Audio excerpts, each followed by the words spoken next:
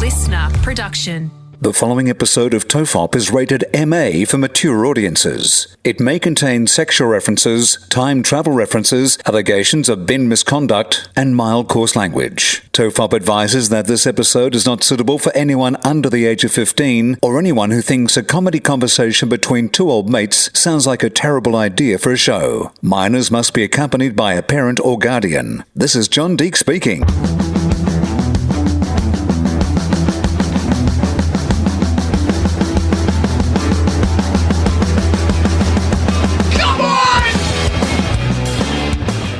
This is TOFOP's Summer Best Of series.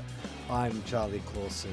That's right, Charlie here, just to do a little intro for our Best Of series, curated by the one and only podcast Mike. So there'll be a few of these being released over the summer, just to make sure that you're entertained through the Christmas and New Year period before we come back in 2023 with brand new TOFOP goodness. So Mike thought that the first thing we should do, the first compilation we should do, is one of our most frequently discussed and maybe even controversial topics, which is Top Gun Maverick, a film that I did not like at all, that Will was kind of lukewarm on, but which the majority of you seem to love, despite the fact that a central character in the story dressed and behaved exactly like his dead father. We won't go into it because the clips will do the job for us. But just a little reminder that we have a Two Guys, One Cup summer series happening at the same time, which is me chatting with some celebrities about the teams that they support. Broden Kelly from Auntie Donna's been on, Adam Zwar, Rana Hussein. So check out that the listener app, Two Guys, One Cup, My Club. They'll be playing each week leading up into the season proper. Two Guys, One Cup, My Club.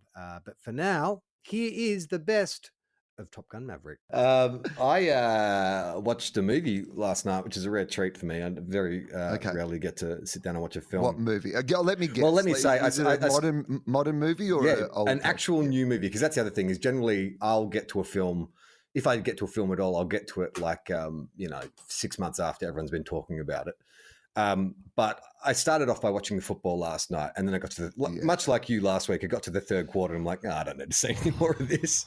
So I started. Just for everybody, we have an AFL adjacent football podcast called Two Guys, One Cup. It is on the Listener app, exclusive to Listener app. You can go and have a listen. It's fair to say that both Charlie and my team are really fucking up this season in the most embarrassing ways. So if you want to listen to us grind out the rest of this fucking miserable year, then you can find that in the Listener app.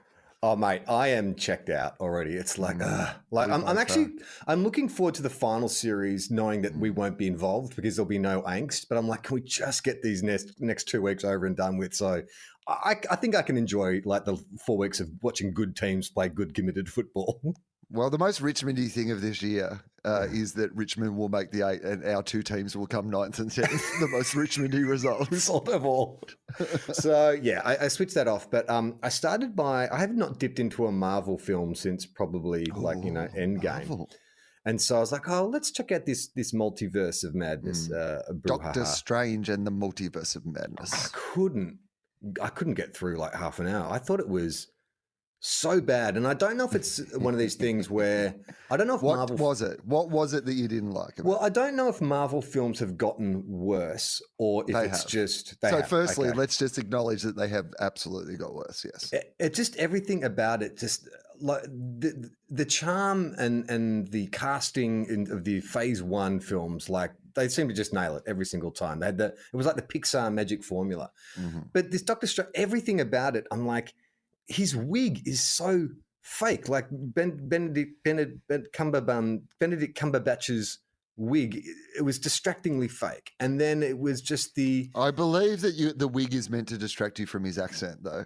I think you're meant to be concentrating on the wig so that you're not so... Why is it that when English actors do they do this kind of... they have to get a deeper voice. And it's like also, he's protecting this teenager in it and he keeps calling her a kid. America.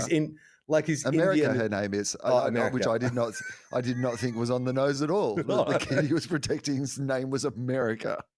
But I just also, it just looked shit. It wasn't exciting. I didn't find him charming. And then it starts getting into like the multiverse stuff. And I'm like, And I'm a nerd and I dig stuff like this, but I'm like, ugh, who fucking cares? It's an alternate Captain America, and now Captain America's Mrs. Captain Britain, and oh, that's Fantastic Four. Who gives a shit? I don't care. Just give me a story that's interesting. So I did not even make it half an hour. But then I put on the new Predator film, Prey. Have you heard about this? Hang on, what? There's a new Predator film? There's a new Predator film, and it's set in like the 1700s, and it's about this Native American teenager who wants to be like a hunter, but like, you know, because she's a woman and stuff, she's meant to, you know, cook and do all that kind of shit. But, you know, she's always hanging out with her older brother and, you know, they go off hunting and they take on the Predator.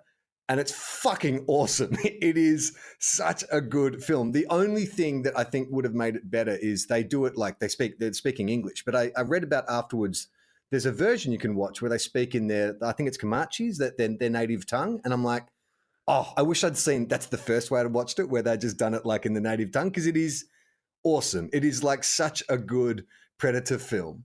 And it's just, you know, they've been trying to sort of capture that, you know, what the original one and what made the original one so great. And the thing that makes the original film so great is it's really subversion on the slasher film. Like Arnie and all his mates, they start off as like these brawny, you know, muscle-bound guys with huge guns, and then they become the kind of trope of the girl being hunted by Mike Myers. By the end of the film, they're getting killed off and their guns don't mean anything. So this one, they start off with that final girl trope, and so she doesn't have any of the weaponry. So it's just more about how the hell is this girl going to overcome, like with no modern weaponry, with nothing, how is she going to overcome the Predator? And it's awesome. It is such a good film. It is so much fun.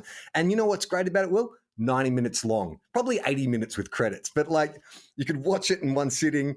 There's no fat on it. You don't get bored. They're not doing any fucking fan service. They're not doing this. Oh, because that's the other thing too. I saw Top Gun last week for my birthday. That was a special treat. And I know people love that film. I did not love that film. And I think there's something wrong with me. I think I'm broken. But then I see Predator and I realize the difference is like Top Gun, I understand technically well made and stuff, but I'm just over fan service. I'm over referencing older films, and oh my god, that's the line from the original film. Oh, there's Val Kilmer. Oh, look, his son is wearing the same shirt that Goose. Like, there's all this shit to it that it's like I don't give a fuck. They do one line in the new Predator film, which is "If we bleed, we can kill it." I'm like, okay, I mean, I get it. You have to do it, but that is it. The rest of it, it's just completely new, or at least a new take on the same thing. So I haven't seen Top Gun, and I keep hearing people talk about how good it is, but I feel like I'm going to be a bit like you in that I'm not, I feel like the fan service stuff will annoy me, and B, I don't think I have enough affection for the original film that I will enjoy. Like, it's actually not serving me. I'm not enough of a fan for the fan service to be of service to me. Well, I think like it's because I went and saw it with VK.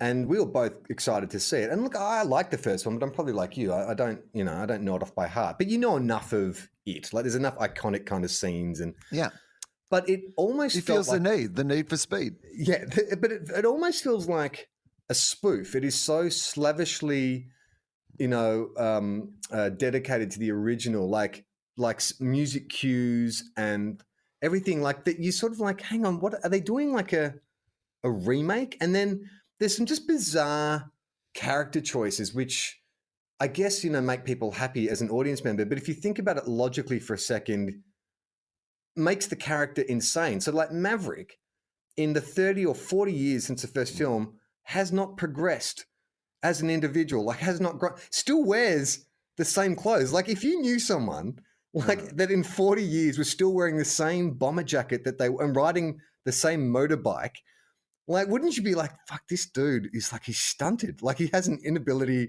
like he's having a midlife crisis. He has not got over his 20s. He still dresses and acts like he did in his 20s. And do they not explore that though? They don't explore any. It's just accepted. Of that Maverick. He's just Maverick. He's just like, the name says it all. He's a Maverick. But it's kind of the least Maverick thing to do. Like stay exactly the same. Say exactly the same. He's a real Maverick in the way that he hasn't changed in any way.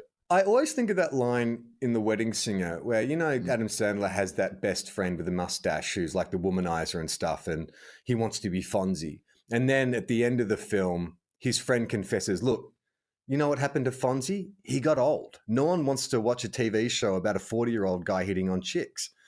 And that's exactly what Maverick is in the new Top Gun. It's like, you're almost 60. Why are you still wearing that bomber jacket and riding a motorbike and acting like, this kind of roguish kind of charming dude who can't get, like, if you couldn't get your shit together in 40 years, it's on you. Like, it doesn't make you some like interesting rebel who plays by his own rules. Like, I think that works when you're in your 20s. But when you're 60, it's like, this fucking guy's a basket case. He never developed at all. He never grew. Like, the one thing that's essential to human beings is going on some sort of journey of growth and discovery. But they make that his kind of strength. Like, that's the thing that makes him, they have to, there's a suicide mission and he gets asked to come in and, lead this group of new young fighter pilots. But the other thing about it, and, this is sort of minor spoilers, but I think from the trailers you can get it. So who's the dude from Whiplash? Miles Teller. He plays the son of Goose, which is fine. Conceptually, from a plot point of view, all right, so there's some emotional kind of stakes now. Like, one of the students he's teaching is Goose, and, Maverick feels responsible for the death of this guy's father, and so there's tension. I would have preferred if, like, Maverick was visited by the ghost of Goose. Well, didn't we pitch The Evil Goose Arises? That was that Goose never died? I like the idea of the ghost of Goose. The goose, the goose. Like, he has this goose appears and speaks to him. You've got to change, Maverick. You've got to change. Oh, I like the idea of a remake of Ghost with just an old Goose cast and just call it Goose. So you got Miles Teller playing son of Goose, son of Goose. But here's the thing: they dress him and style him exactly like his dad. So he's got a mustache like his dad. He wears open Hawaiian shirts like his dad. He wears exactly the same aviator shades as his dad. And there's even a scene, and again, minor spoilers, even a scene in which Maverick is like, "Oh my God, that's the son of Goose. I don't know if I can talk to him." And Son of Goose sits down at a piano at the bar and starts playing Great Balls of Fire. Okay. And once again, I'm like, I do not know anyone who dresses exactly like their father and like has the same party tricks as their dad. Like, to me, that's almost as weird as having not changed your personality in 40 years like Maverick. To style your entire being on your dead father. Who you barely knew, by the way. You're only like 3 or 4 when he died. All you know is like 5 iconic moments from his life. That he was like a pilot.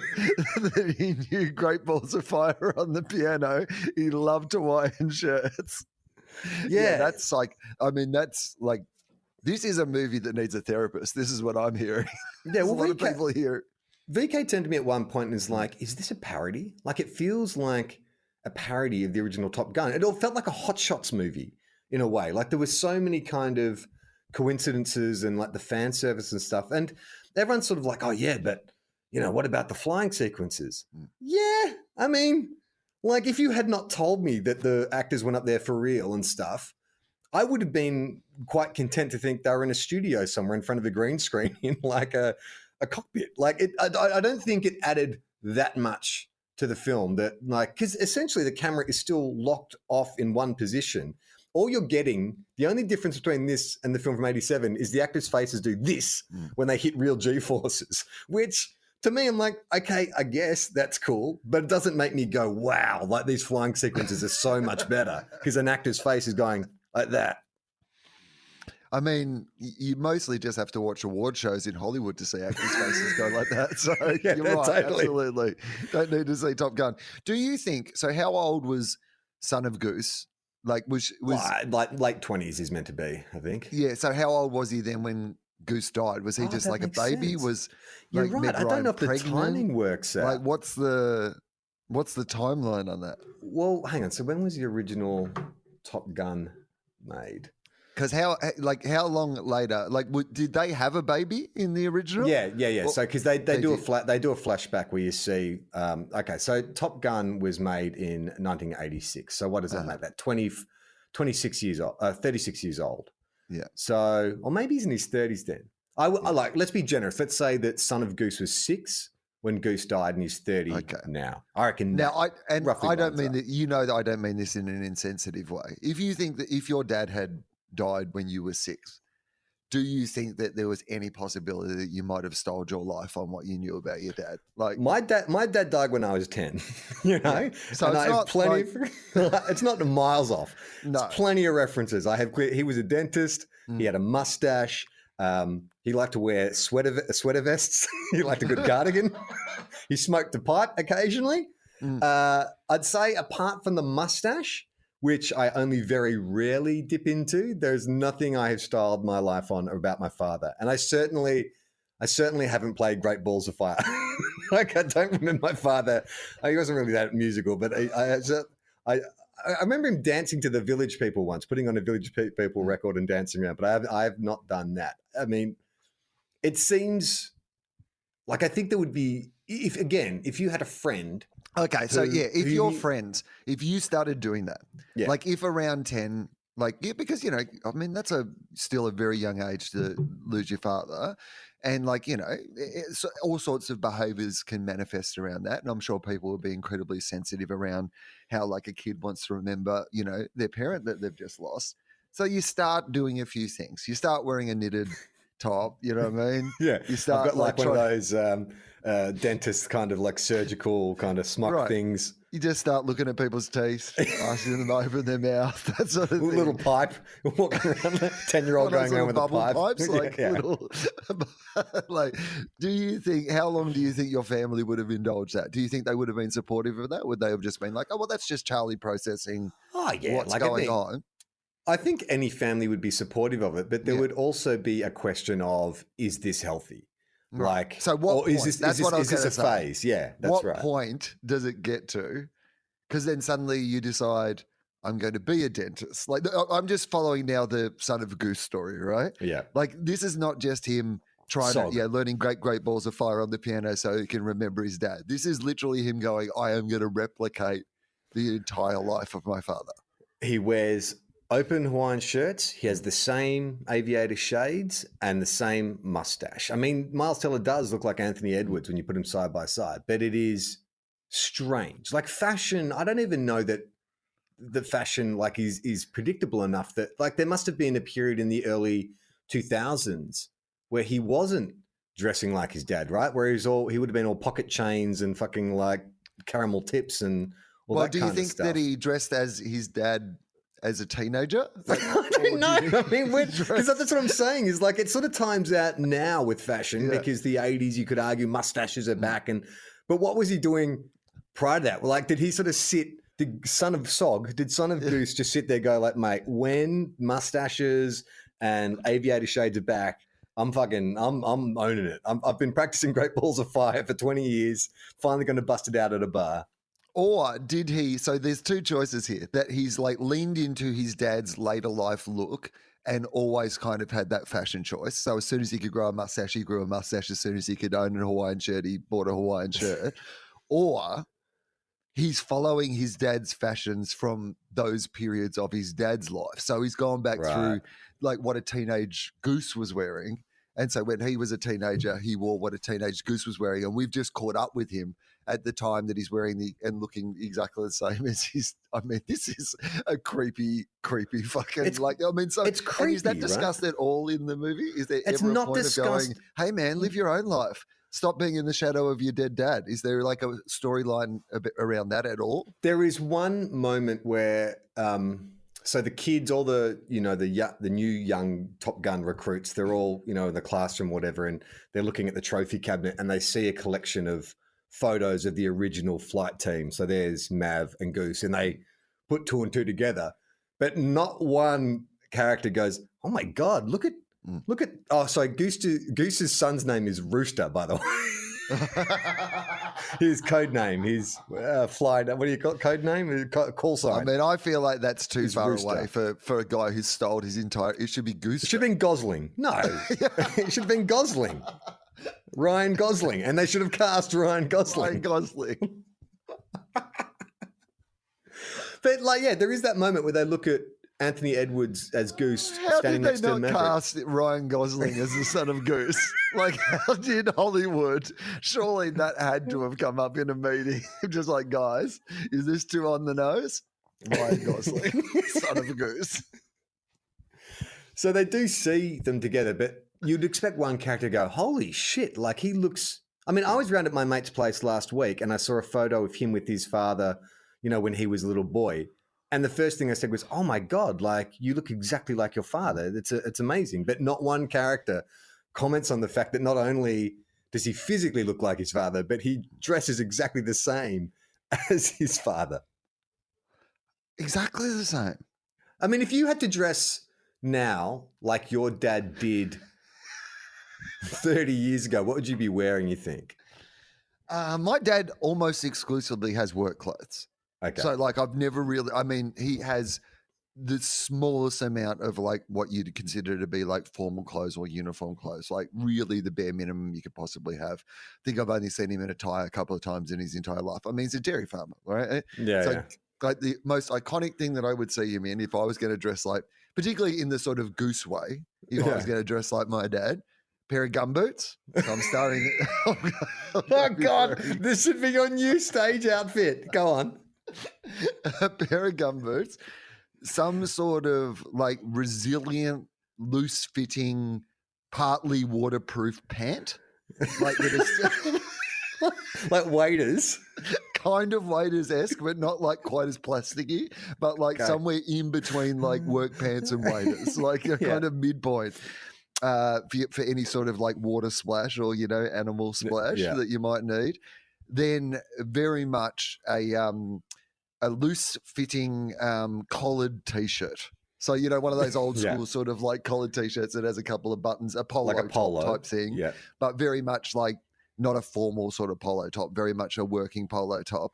Yeah, and, not like a Ralph Lauren one. No, like a Ralph Lauren or polo symbol on the pocket or anything. It's not like a pink, one of those pink Tommy Hilfiger. No, very much. Your dad's not rocking Tommy Hilfiger. Very much polos. for working, and then maybe like a knitted jumper. Yeah, like an actual knitted jumper. Yeah.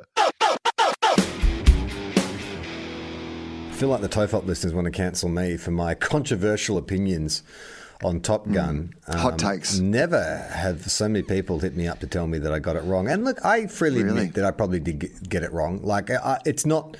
I am not of the mainstream way at the moment. Like, generally I fit very snugly into the mainstream, but this current phase of nostalgia and fan service has left me on the outer when it comes to a lot of pop culture discussions. Even Quentin Tarantino. I think because you used to quite like that stuff. I think this podcast was based on the fact that both of us thought there wasn't enough fan service. You know, like a lot of the podcast was fan fiction, us extrapolating these multi-universes and what they would look like, and imagine if they made 5 Batman movies all at the same time. And now that it's happening, we hate it. Yeah, we're the guys who had a kink.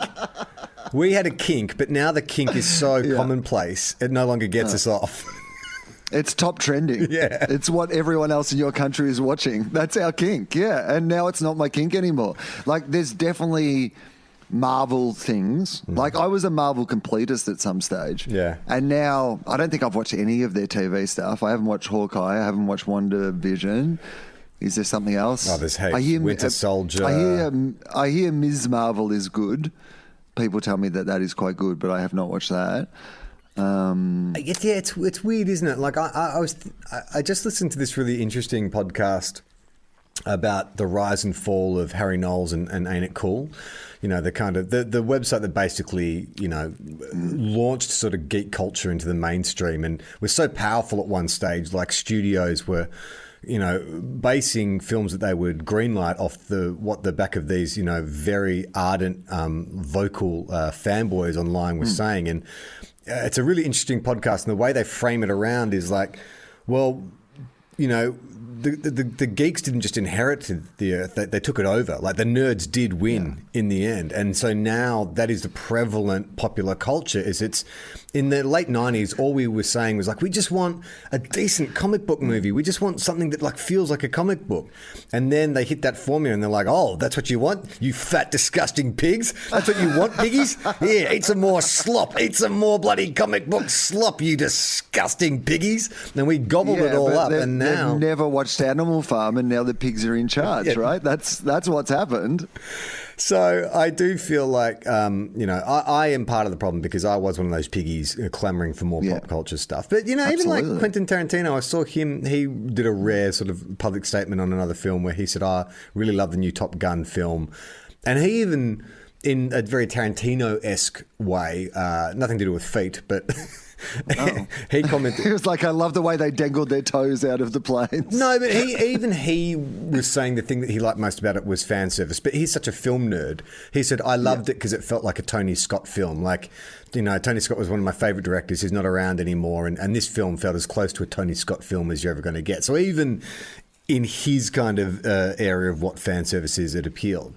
But, the thing that I kept sort of coming back to whenever, because a lot of people were hitting me up on Twitter and stuff saying, hey man, you misunderstood the film. It's just meant to be a guilty pleasure. I get it. I understand it. I just did not enjoy the pleasure. Like, I have guilty pleasures. This is just not one of them. And the thing that I kept coming back to... Doesn't get you off anymore. Used to be your kink, isn't your kink it's anymore. Not my kink anymore. I've moved on. I can't even get hard. Can't even see a comic book and it just makes me soft now. No, the thing I kept coming back to was just the dumbness of why does Rooster, Baby Goose, dress exactly like his dead dad? Like, it's just the one thing I can't get past. I've not seen it, but I don't think I could get past it now. I'm not sure I can certainly see it within the next 6 months. It's going to take me at least 6 months to shake off.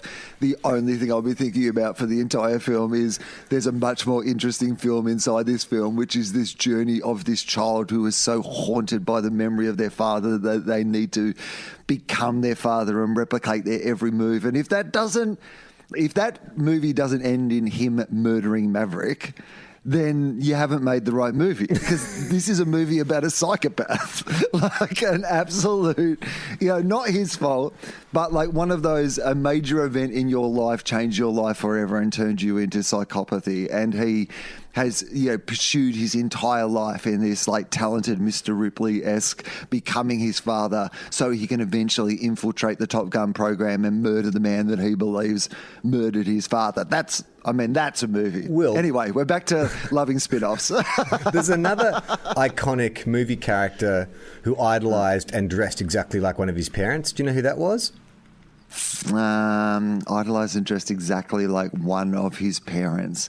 Famous. The dude from Silence of the Lambs. No, Psycho. Norman Bates. Norman Bates also idolized and dressed exactly like one of his parents. So you're right. Rooster should go on to be like a psychopath. Now, this is all a long-winded way of leading me to what I want to talk about today, which is fantastic. This is sent in by listener Roy, who was one of the people who was annoyed by my misreading or misinterpretation of Top Gun Maverick.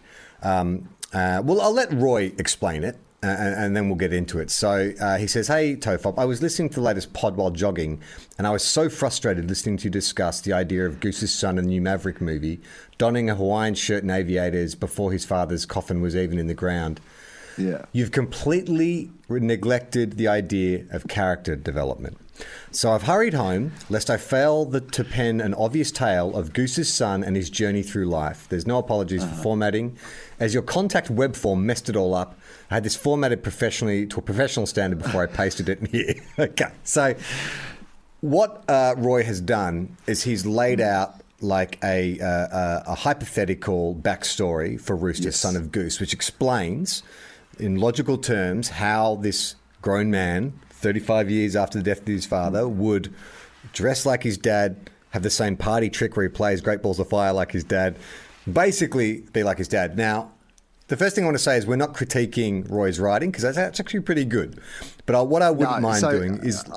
well, can I just ask this question? Because again, for the record, I have not seen Top Gun Maverick. All I know is that Goose's son is called Rooster, and little Gooster, Not Gosling, as we pointed out, which makes more sense. Little Gooster has based his entire life, it seems, from what you've told me, on the memory of his dead dad that he would not have known in any way. Yeah. He's only recreating it not from his own memories, but from Yeah. other people's recollections of what his dad was. Yeah, okay. right? And minor spoiler, this is not a huge big deal, but there is a plot point in Top Gun Maverick where it is revealed part of the animosity that Rooster has towards Maverick is that Maverick denied him entry into the Air Force. Like, didn't allow him to apply because he didn't want, Goose's wife to lose a son as well as a husband. So held him back career-wise. That's a kind of little subplot that I think, So, yeah, like I said, we're not criticising the writing. So you just walked past the whole might have been responsible for the death of my dad and decided to make it an administrative issue. No, that's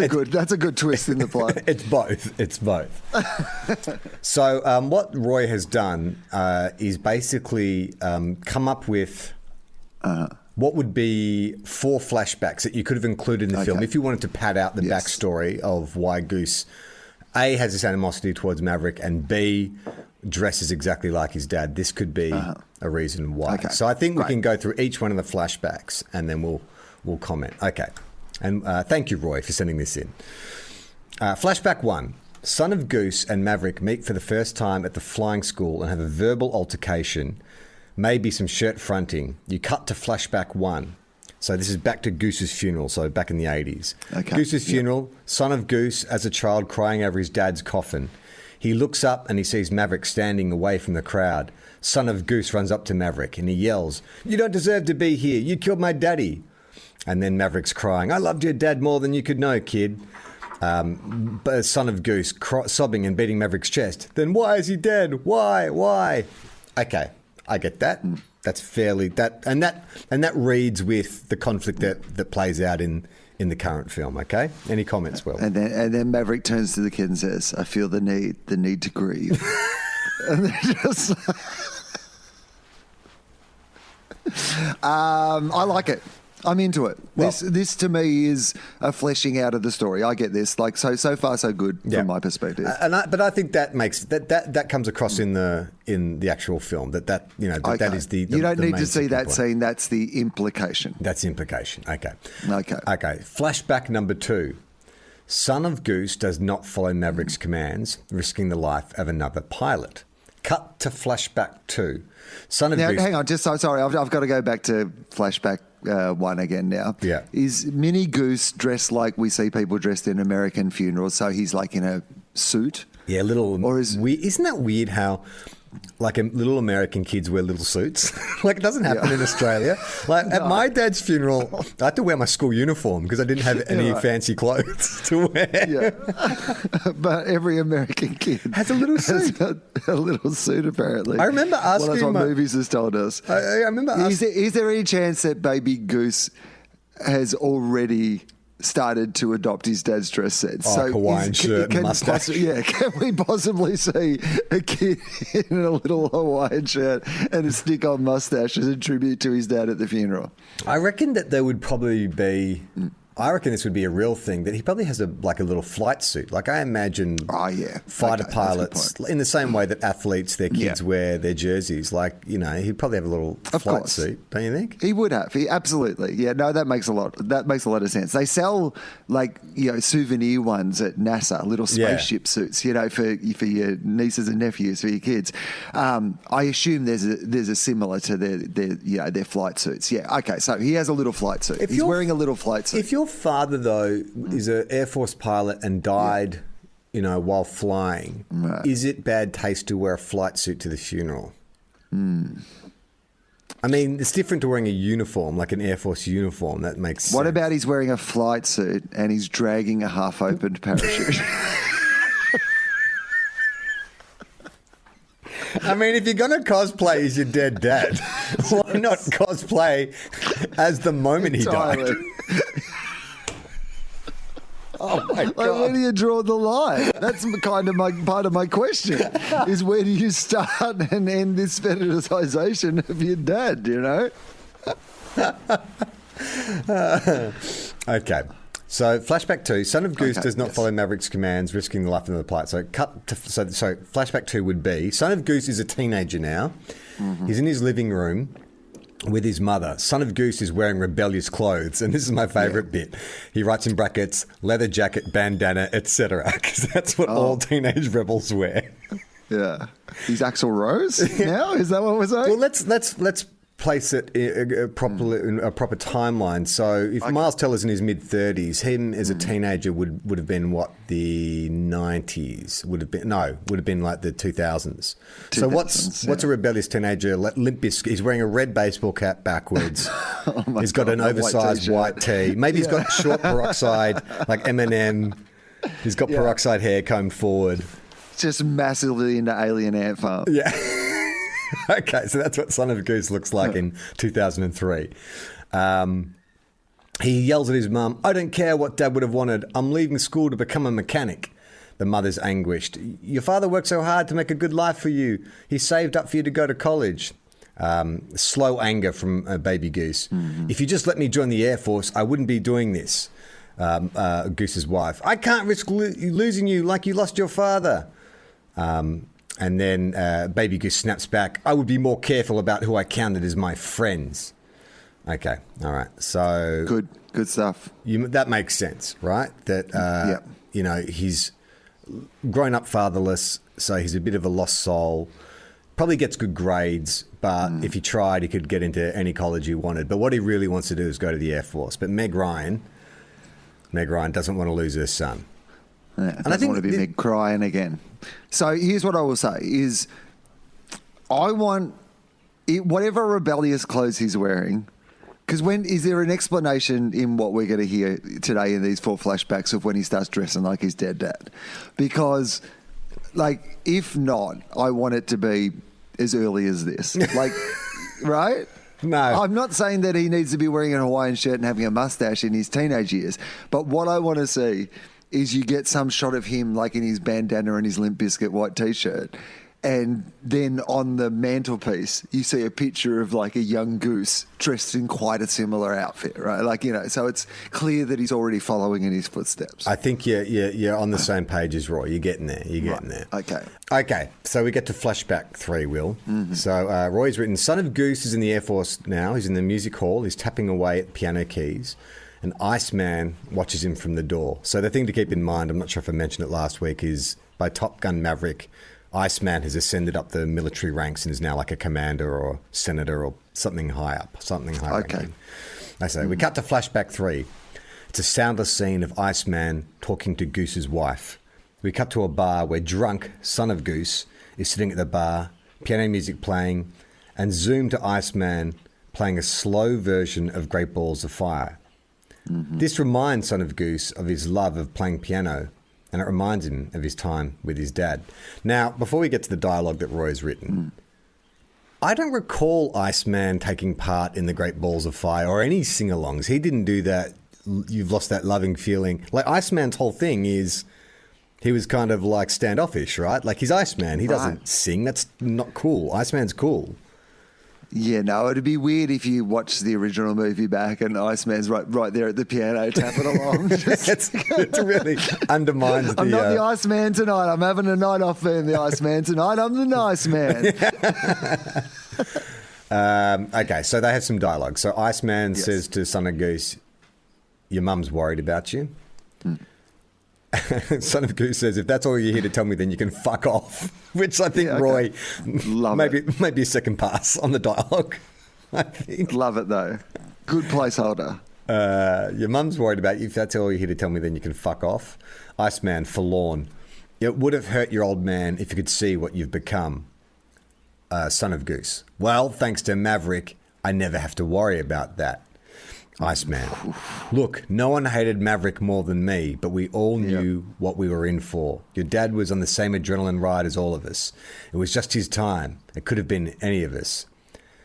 Someone stares with a disbelieving look. I'm not sure if that's Iceman or Goose. He hasn't specified.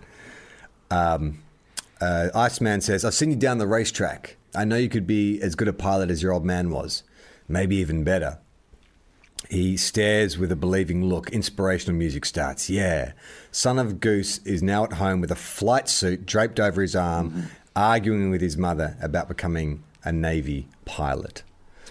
That to me, and again, this is not a criticism of Roy's writing, but more the justification of why Goose can suddenly play Great Balls of Fire, is not strong enough. No. I like the first two flashbacks, but that's like saying, oh, you're here by yourself, are you, Han? I guess your last name's Solo. Yeah. No thanks. It was better not to have that mystery solved. Yeah. This is not a satisfactory. At Disney, they'd be fine. They'd be like, yep, that'll do. We've solved that. People will tune in for that. Put Baby Yoda in it. But no, that's not enough. That he's going to, if he's so traumatized by the death of his, see, what we're trying to unlock the mystery of, the mystery that I understand is that young Goose is traumatized by the life of losing his father at such a young age. And I even understand the fact that might result in him wanting to do that same job for a whole bunch of motivations. These ones are quite good ones. You could find other ones that are good ones, right? What I don't get is why he dresses exactly like his dad. He looks exactly like his dad, and he does all the things that his dad was most famous for, including...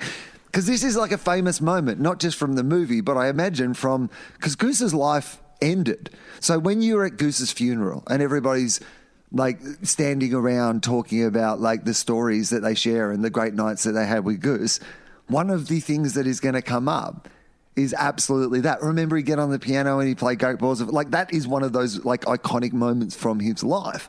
So this, like, it's not just that, Gooster wants to be a pilot. I get that. But the fact that Gooster literally wants to like dress like Goose, do Goose's, just be yourself, man. Have your own song. I don't even care that you play the piano like your old man, but the idea that you're like literally recreating all his greatest moments is where it gets, it crosses a line. I would have loved that in Top Gun Maverick if Rooster had sat down and instead of playing Great Balls of Fire, he just starts bringing like Khaleesi's milkshake. My milkshake brings all the boys to the yard. Damn right. It could be close, but it's like maybe We Didn't Start the Fire by Billy Joel, right? So he sits down and he does Wrecking Ball, Miley Cyrus. There's a ball in there.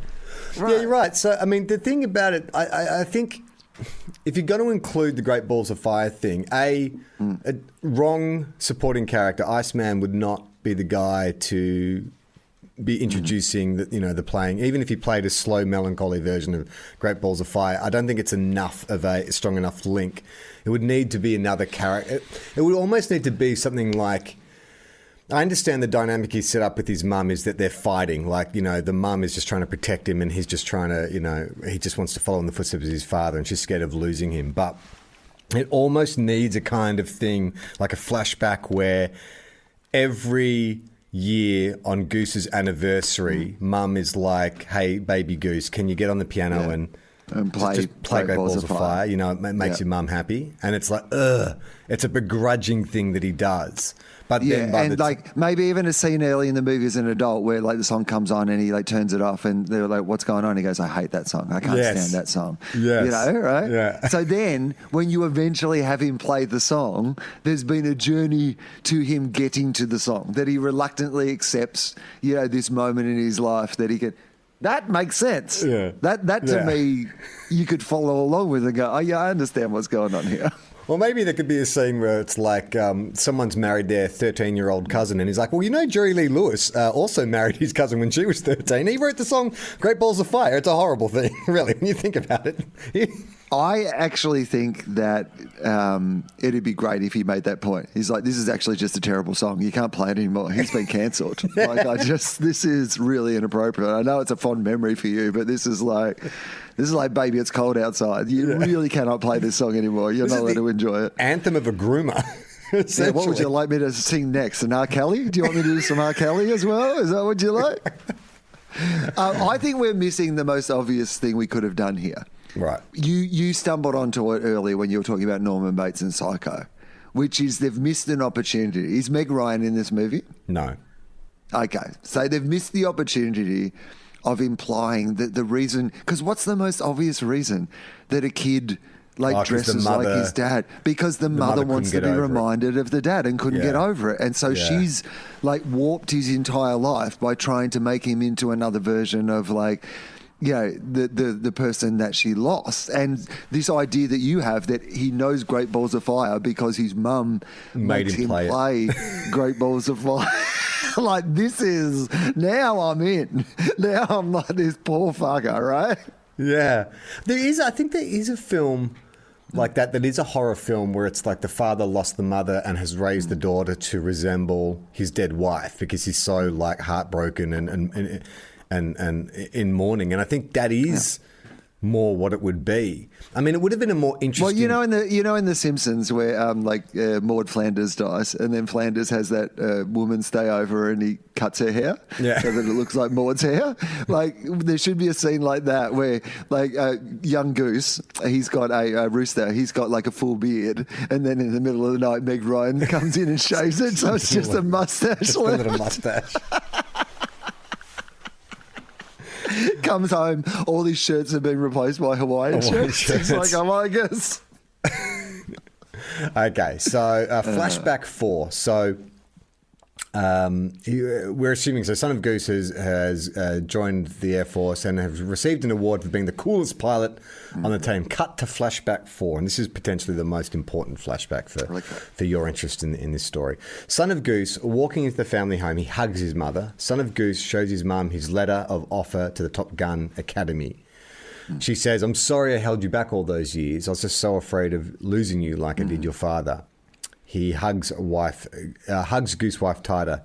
"Mum, I shouldn't have given you such a hard time. I spent so long blaming Maverick. I forgot that Dad was a grown man making his own life choices." He walks over to a cardboard box, which just happens to be there. Great. Awesome. As believable as the real Top Gun Maverick. A little convenience box. It's a little box of convenience. Just a labelled plot device. Excuse me, Mum, could you pass me that plot device book? That box just there behind you. He says, I never opened the box of your father's things they sent back from the academy. He opens a cardboard box and pulls out a picture of Goose, and she looks longingly at it. "You're so handsome, just as handsome as your father was." She pulls a Hawaiian shirt from the box. "Even while wearing this shirt," they laugh. "This might just be back in style."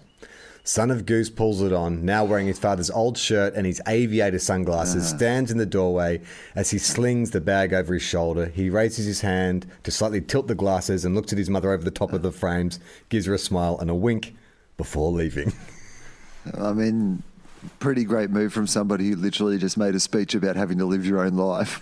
Like, really not backing that up. But there's something in this, right? Like, in this area of...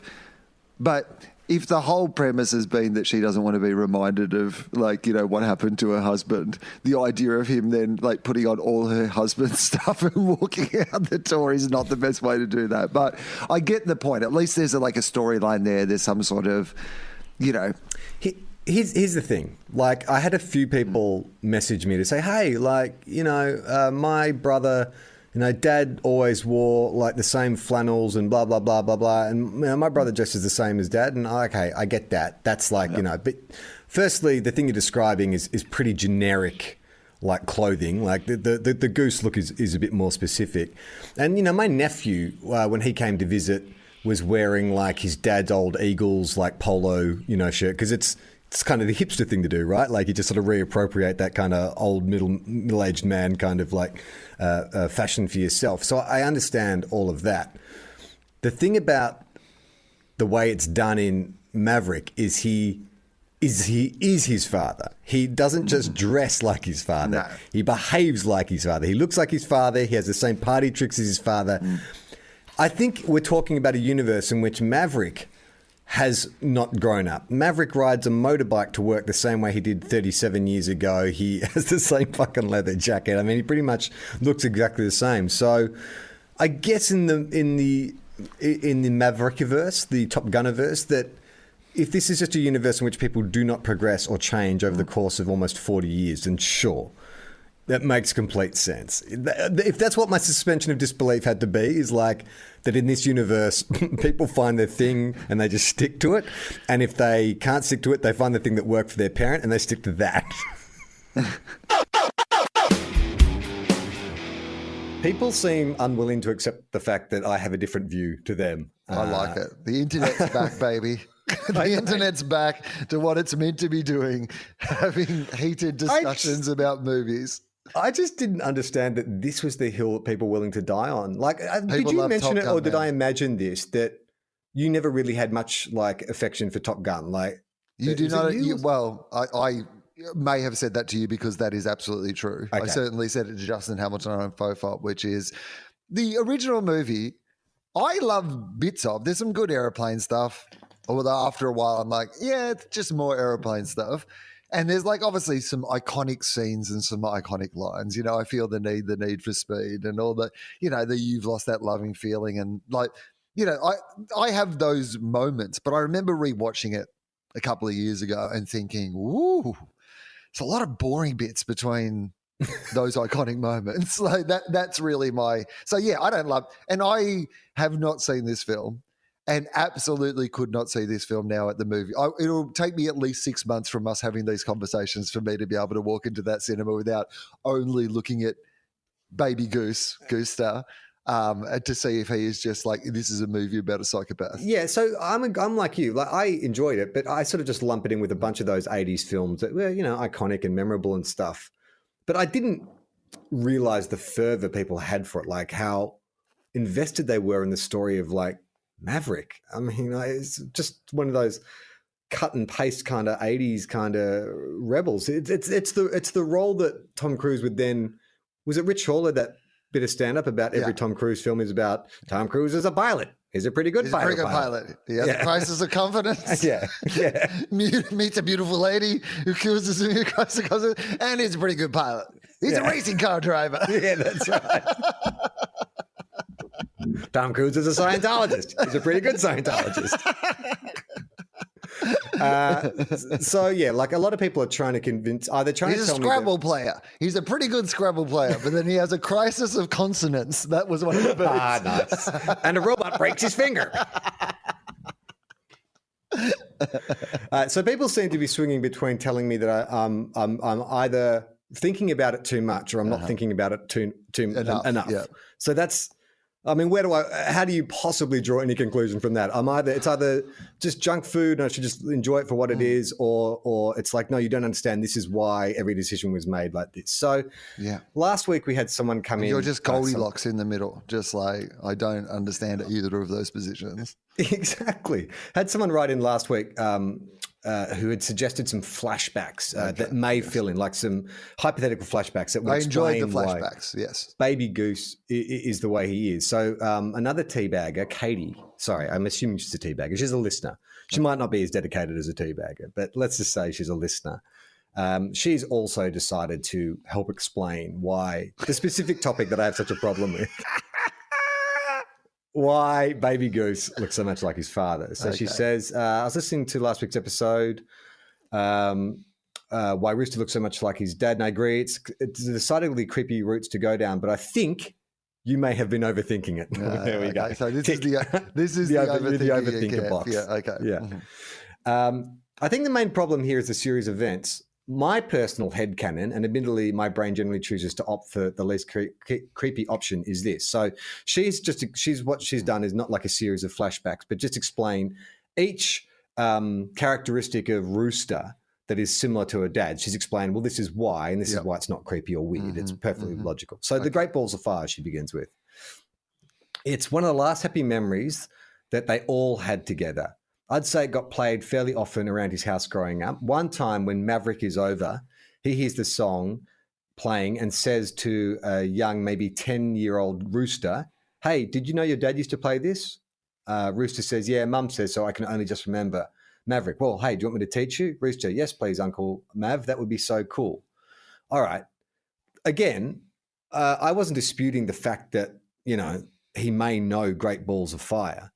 I just think it is weird in conjunction with everything else that happens at that exact time. That is my issue, is the coincidental factor of it all. Pick one is what you're saying. Like it's this is partly, again, as someone who's not seen the movie, I feel best qualified to weigh into this debate. Yes. Pick one.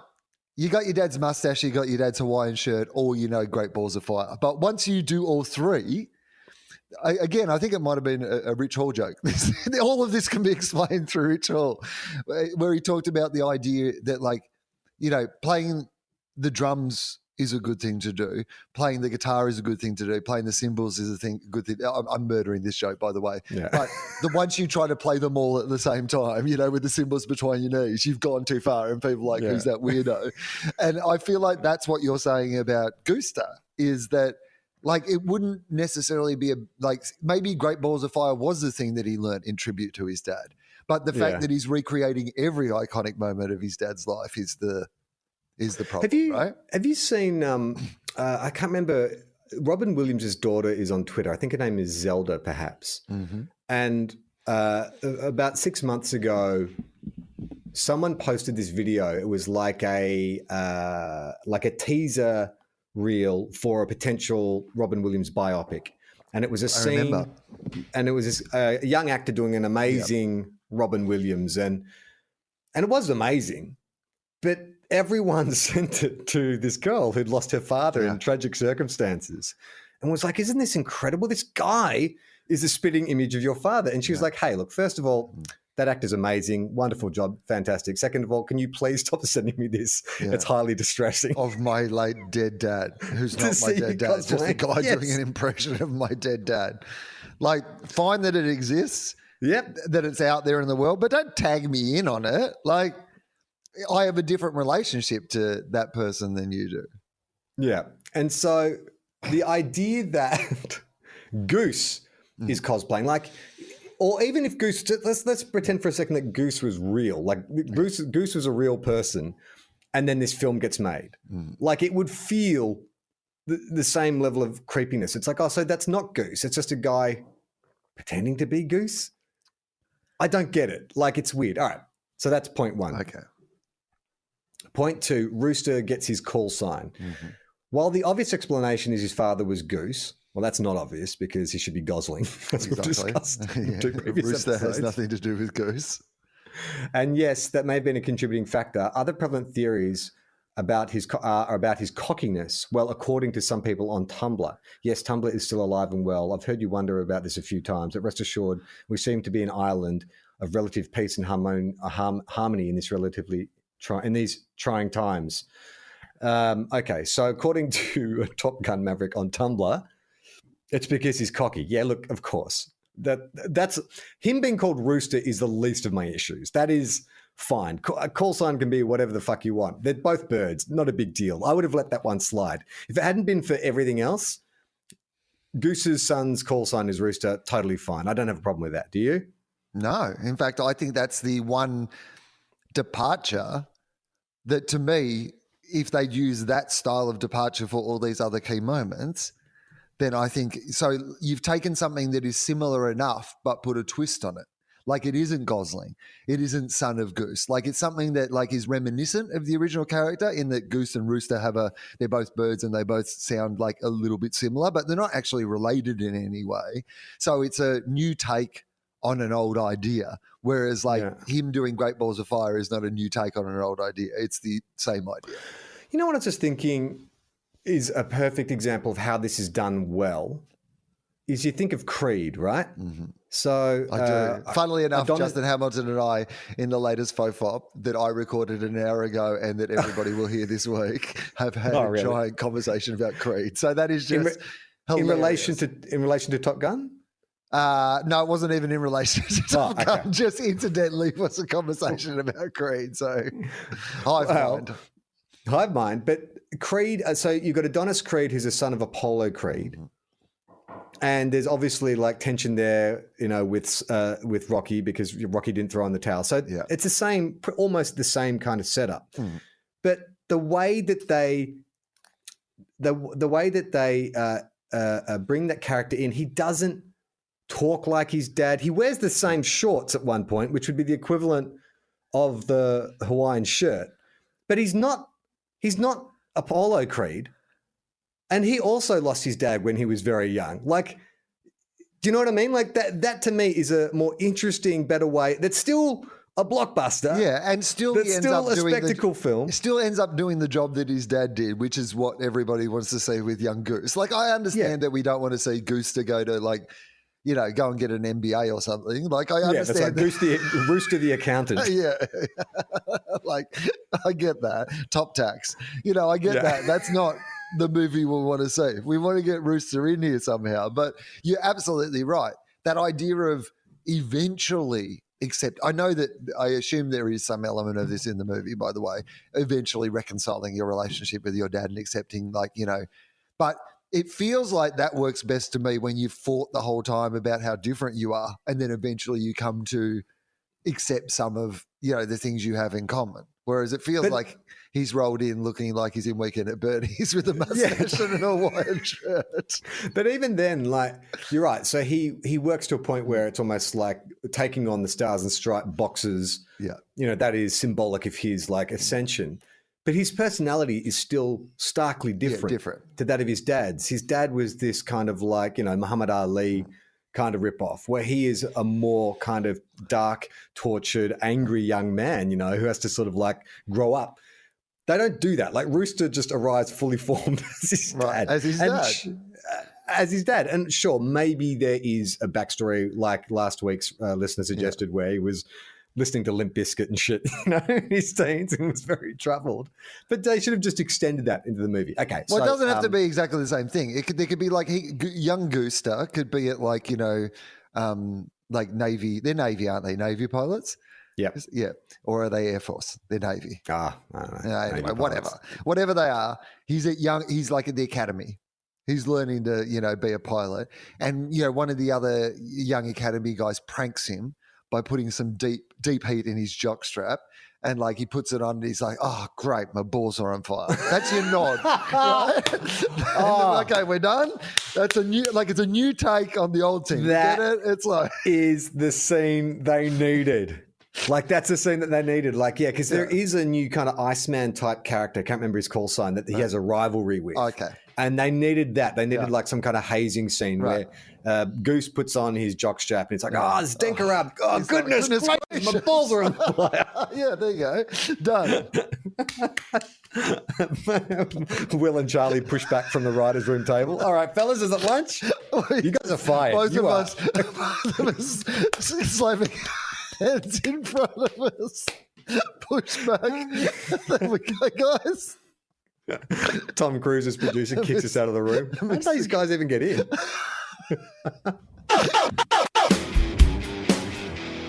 I can reveal to you that I have now watched Top Gun Maverick in the way that was intended from the comfort of my living room. So it is on streaming. So I sat down the other night and I thought I'll do it on behalf of the podcast. I will sit.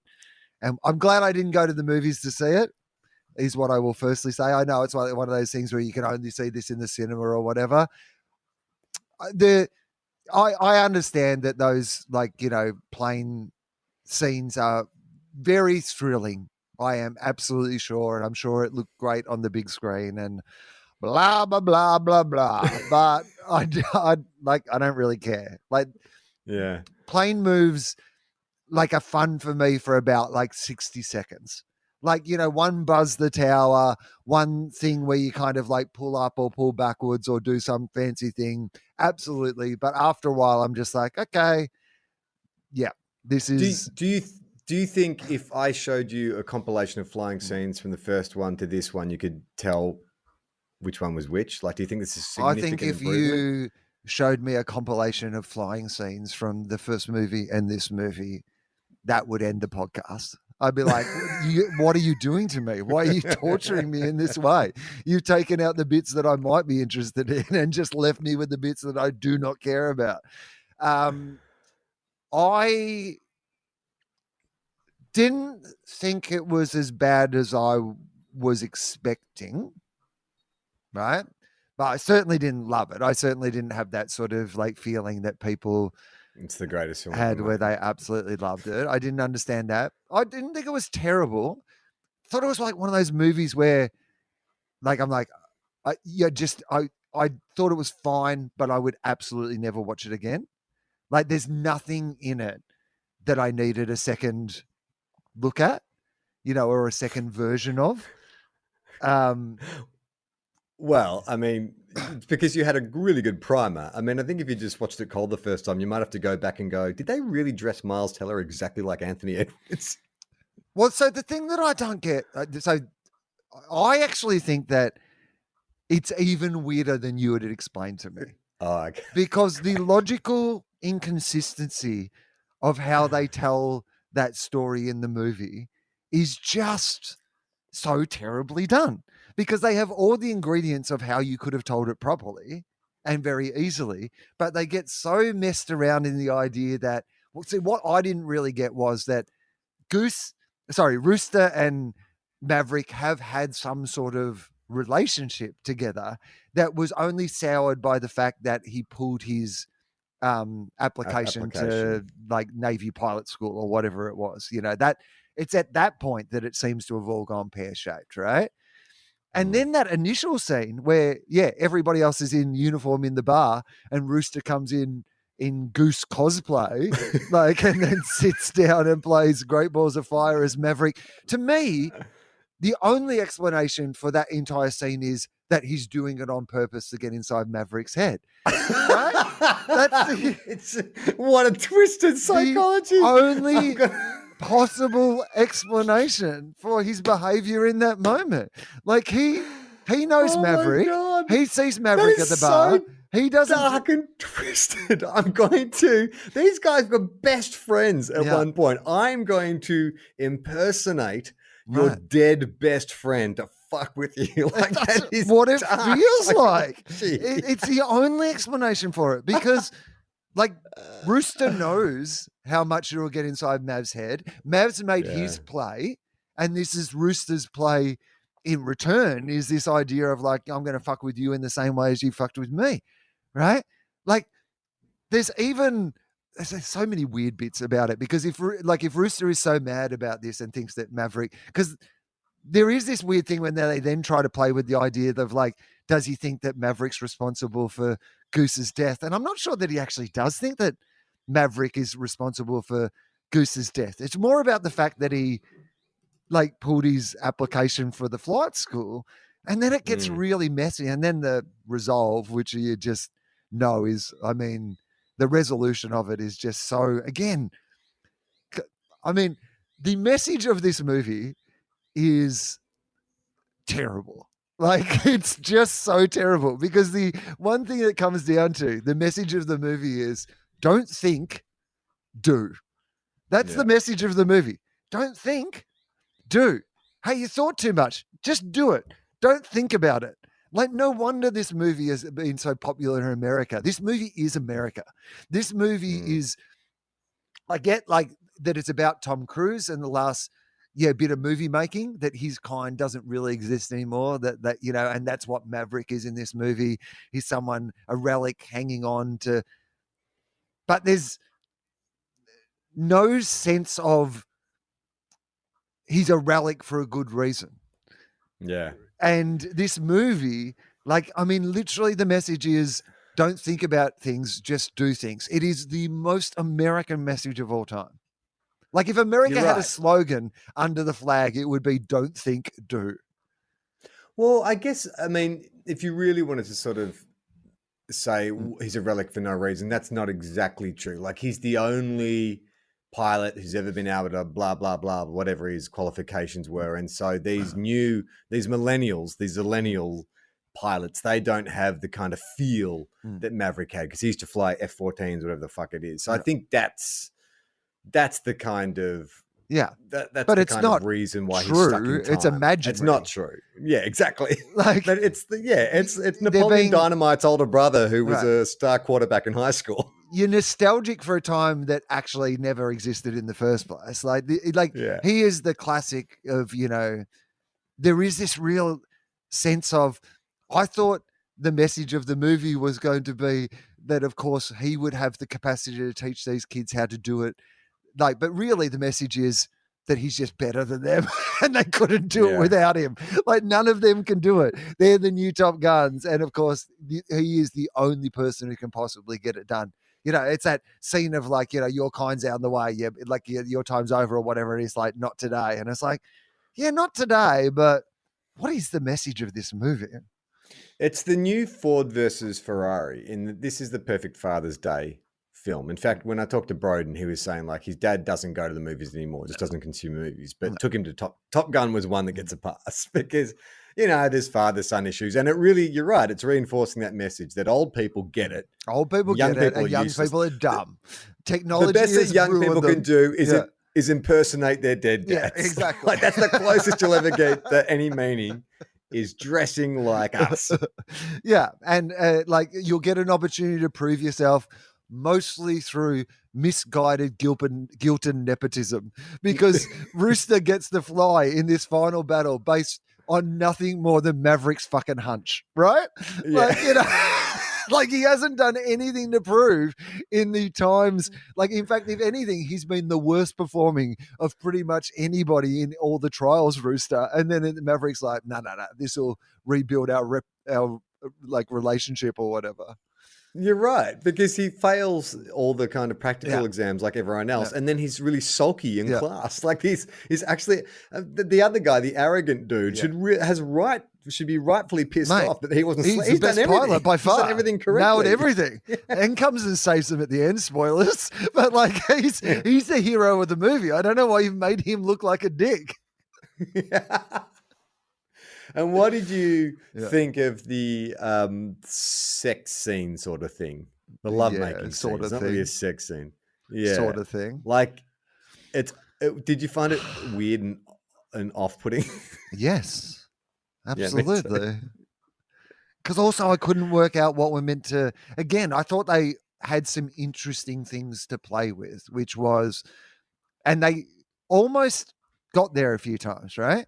Like they almost understood that he is actually a figure that can be pitied, or a figure that, you know, that the truth of it is that he has something in front of him that would actually be good for him, but he can't, you know, like that his ego and whatever he needs to prove, you know, in the air is like stopping him from like, you know, having what he actually needs on the ground and in his real life. And they did touch on some of those things, but gee, they really just like hinted towards it rather than grappled with it or dealt with it.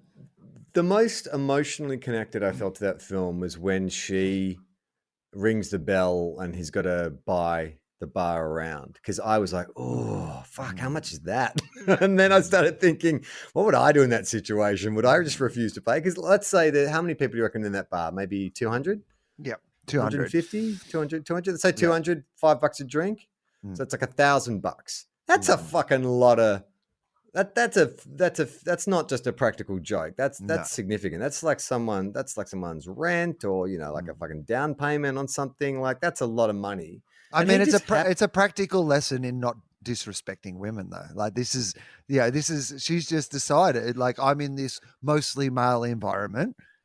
I'm literally going to have to ring a bell, like, you know, to make sure that I am treated. I actually thought in a way, like, I mean, obviously the power dynamics of it are not played in this way, but in my head, that bit of storytelling made some sense to me. You're running a bar where the majority of the people in that bar are men. They have this very sort of arrogant military, like, you know, energy towards them, that alpha sort of energy towards them. And you need some way to make sure that you're not constantly being hit on and disrespected by the people who work here. Here is the rule. I have this bell, and it's what you're talking about earlier. She's using mob mentality as her weapon, right? Yeah, she's weaponized this idea that she doesn't need to enforce it. The bell enforces it because everybody else, she's like got them on the side. The person has to buy a drink for everyone in the bar. That gets the mob on your side, and the mob are also the people who are going to enforce your rules. Like, to me, that was actually, I was like, oh, this is a clever dynamic for being able to manage like a tough situation if you were like a woman running this bar. Most sets I've worked on have a rule that if you bring a phone on and it goes off during a take, that you have to buy the crew beer. And it happened to me once. And I was like, oh, fucking like everyone, ha ha ha. And so I went to get some beer, and I went with one of the crew members, because the bottle shop was around the corner, and I was just going to buy like Tui's New or something. And he's like, "Oh no! Like, you're buying some important beer. Like, you're buying." And I remember I was like Maverick at the time. I was like, "But that's, I mean, this is the difference between like, $75 and 150. Like, come on." And he's like, "No." And I was like, "Oh, okay." Shakily had to hand my can over to reward the crew. There's something that I imagine that they don't do to everyone, but they think the cast, they can bloody penalize them. Yeah, absolutely. But I thought that was like that part of that story I didn't mind. The bit of it that I did not believe in any way was that if Mav is this legendary Top Gun pilot, the best of the best, the only guy who can fly these sort of missions, and he is best friends with like one of the, biggest admiral, most powerful men in the military, and that he's a legend of the Top Gun program. The idea that all these young gun Top Gun pilots did not recognize him in that bar when he looks exactly the same as he did when he went through the Top Gun program. Is like if he was an old man, like if he looked 30 years older, you'd be maybe like, yeah, who is that guy with the beard in the corner? You never believe it. That's actually Maverick from the, like the legend. But they're like, yeah, who's this old man? And you're like, it's Maverick, the most famous pilot in the thing that you did. What about the double football scene? Did you like that? Oh, the little homage to the shirtless, but weird Tom Cruise shirtless. Like, I haven't seen it in a while. I'm like, oh, I don't know about this. I mean, how old is Tom Cruise? 60 something, right? I mean, he looks. Hey, Mike, can you look up how old Tom Cruise is? I think it's. He looks incredible. Like, that's what I will say. Like, incredible for his age, but I don't need to see that shit. No, I don't think he does look incredible for his age. He looks like a really fit and healthy late 40s dinosaur, person, right? He's 60, by the way. He's 60 years old. He's 60. Right?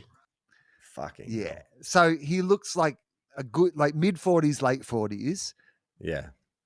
But the fact that he's 60 and looks like that is weird. There's just that little bit of it where you're just like, you can see the effort that's gone into it.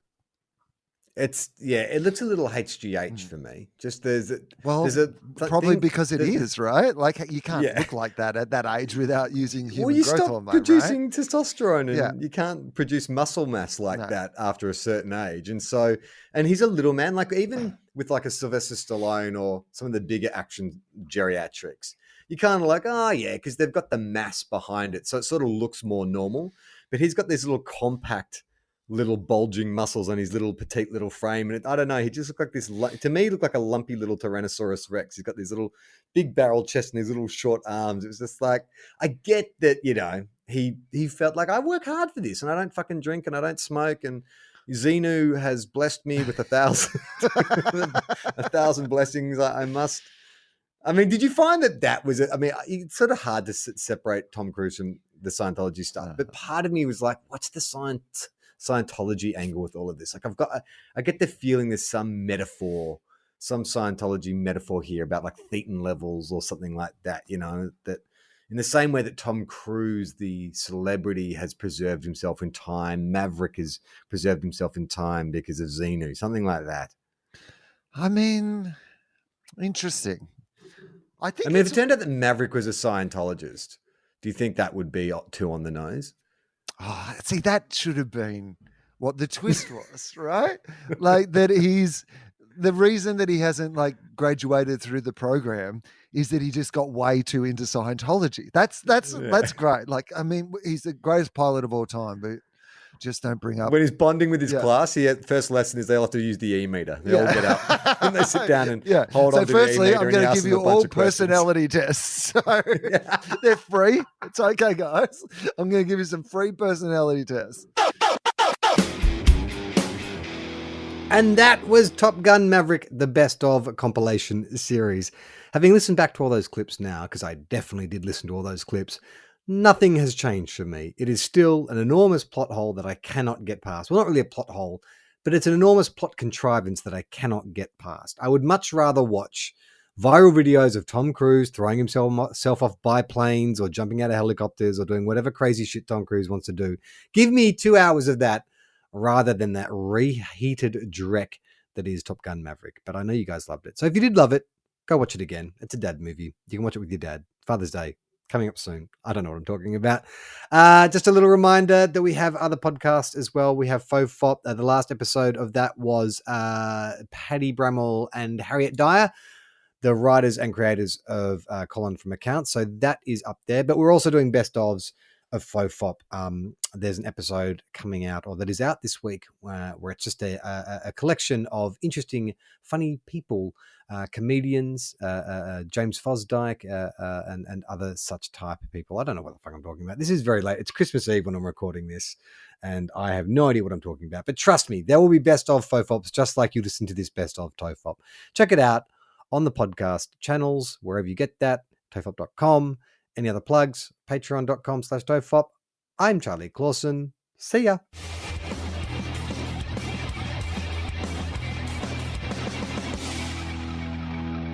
How long? Not long. Everyone relax.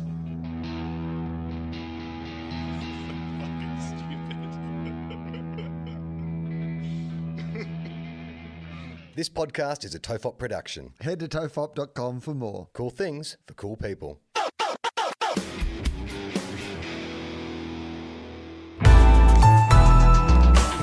Listener.